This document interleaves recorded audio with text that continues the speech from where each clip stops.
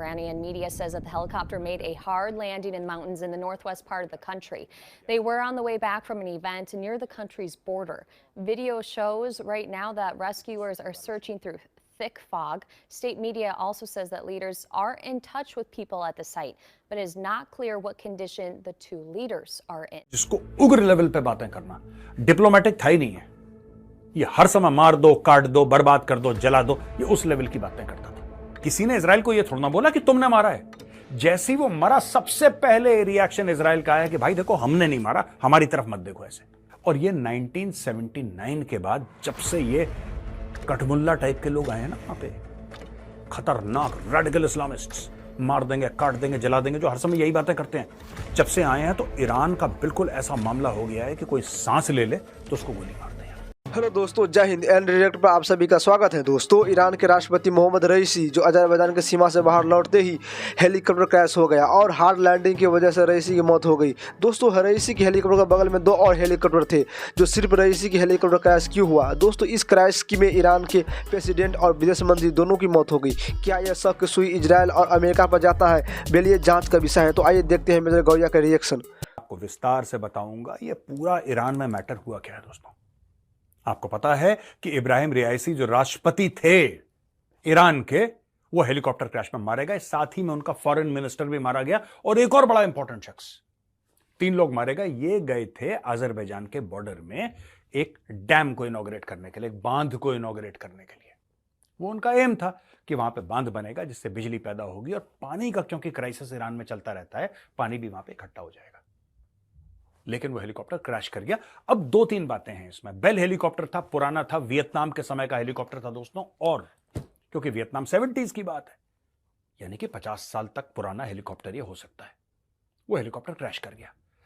दोस्तों, इसके पहले कि मैं आपको सारे फैक्टर्स बताऊं क्या है, ये मेरा एक पुराना वीडियो है, आप डेट भी इसमें देख सकते हैं, मैंने क्या बोला आप देख सकते हैं, आपको पता लग जाएगा। ये मैंने पहले प्रिडिक्ट करा था, ये निपटने वाले हैं। मैं आपको बाय गॉड बोल रहा हूं, और ये मैं कई बार बोल चुका हूं। मुझे तो एक वीडियो मिला, क्योंकि आधे समय तो हम ट्रैक ही नहीं कर पाते कौन सा वीडियो, क्योंकि हम रोज रिलीज करते हैं इतने ज्यादा। लेकिन मैंने पहले वीडियो में बोला था, कई बार बोल चुका हूं। उसमें से एक वीडियो ये है जिसमें मैं ये कह रहा हूं कि ये निपटाएंगे, ईरान की टॉप लीडरशिप को निपटा दिया जाएगा। ये देखिए, ईरानी कहते हैं, इनके जो प्रेसिडेंट हैं, इनके जो हेड्स ऑफ स्टेट हैं, राइट, ये लोग कहते हैं कि kill all the juice, Israel को खत्म कर दो। ये इनके प्रॉपर ऑफिशियल स्टेटमेंट्स हैं। पता नहीं अमेरिका ने आज तक इतना सीरियसली नहीं लिया। देखिए, ईरान जो है, मैं आपको फैक्ट बता रहा हूं, अगर किसी को गलतफहमी है, 2 रुपए की गलतफहमी है कि जो ईरान है वो सैंक्शन से टूट जाएगा या मान जाएगा, नहीं। जब तक आप तेहरान में, जहां पे पागल मुल्ले रहते हैं, मौलाना रहते हैं, जब तक उनके सर पे आप एक डेजी कटर नहीं मारोगे, आप जाके देखिए गूगल में, व्हाट इज डेजी कटर। जब तक आप MOAB, the mother of all bombs कहते हैं, which is the biggest non-atomic, non-nuclear explosive device, MAOB, mother of all bombs, आप वो नहीं मारोगे या डेजी कटर नहीं मारोगे, इनको समझ में नहीं आएगी बात। आपको इनकी लीडरशिप को साफ करना पड़ेगा, ईरान की लीडरशिप को, और वहां पे आपको डेमोक्रेसी लानी पड़ेगी, तब जाके इनका दिमाग सेट होगा। इनका दिमाग नहीं सेट होने वाला। ये ईरान जो है यही बातें कर रहा है, सबको इकट्ठा कर दो। अच्छा, देखा आपने दोस्तों। अब चलिए बाकी वीडियो पर। मेजरली राइट में मैंने आपको यह बताया था कि क्यों ऐसे हेलीकॉप्टर क्रैश करते हैं, क्योंकि यूएस ने, जहां का ओरिजिनली हेलीकॉप्टर था, उसने सैंक्शंस लगा रखे हैं ईरान के ऊपर। बोला है कि साहब आप स्पेयर पार्ट्स नहीं ले सकते, आप ये नहीं कर सकते, वो नहीं कर सकते। तो सारा जुगाड़ सा चलता है इनका मामला।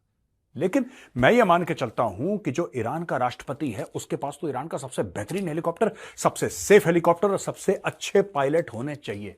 ऐसा कैसे कि एक साथ उड़ रहे हैं 3 हेलीकॉप्टर, ठीक है जी, एक साथ 3 हेलीकॉप्टर उड़ रहे हैं। और हम मान के चल रहे हैं कि ईरान का जो हेलीकॉप्टर है, जो उनका राष्ट्रपति इस्तेमाल कर रहा है, 3 ईरान के हेलीकॉप्टर है, उसमें से जो ईरान का हेलीकॉप्टर है जिसमें उनका राष्ट्रपति चल रहा है, उस हेलीकॉप्टर को सबसे अच्छी तरीके से उसकी मेंटेनेंस की होगी, सबसे अच्छी तरीके से उसको स्पेयर पार्ट्स लगाए होंगे, उसमें सबसे अच्छी तरीके से उसके सेफ्टी चेक्स करे होंगे। दोस्तों, एक ही जैसा मौसम, कह रहा खराब मौसम की वजह से, और तीनों हेलीकॉप्टर एक साथ उड़ रहे हैं, तो मौसम सिर्फ बीच वाले के लिए खराब तो नहीं है, दाएं और बाएं वाले के लिए भी उतना ही खराब है मौसम।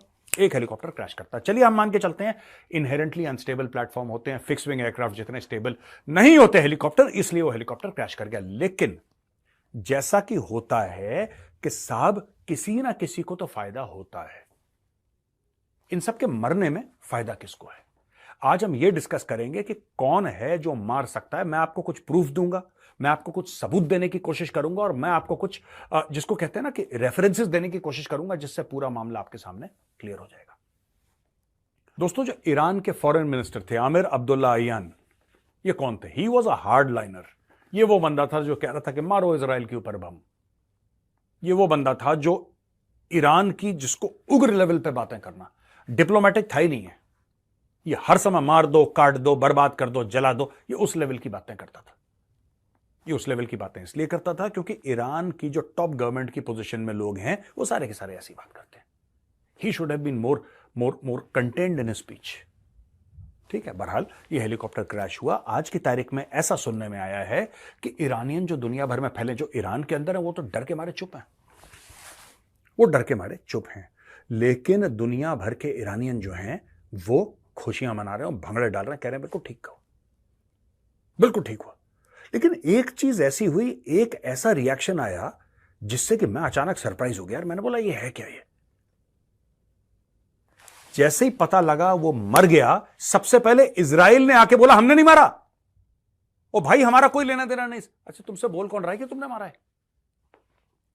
तुमसे किसी ने इजराइल को यह थोड़ा ना बोला कि तुमने मारा है। जैसे ही वो मरा, सबसे पहले रिएक्शन इजराइल का आया कि भाई देखो, हमने नहीं मारा, हमारी तरफ मत देखो ऐसे।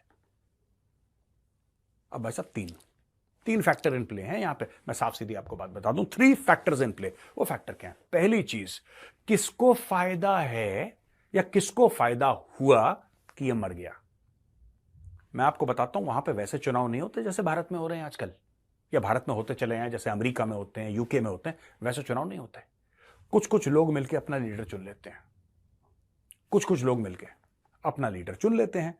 और ये 1979 के बाद, जब से ये कठमुल्ला टाइप के लोग आए हैं ना वहां पे, खतरनाक रेडिकल इस्लामिस्ट्स, मार देंगे, काट देंगे, जला देंगे, जो हर समय यही बातें करते हैं, जब से आए हैं, तो ईरान का बिल्कुल ऐसा मामला हो गया है कि कोई सांस ले ले तो उसको गोली मारते हैं यार।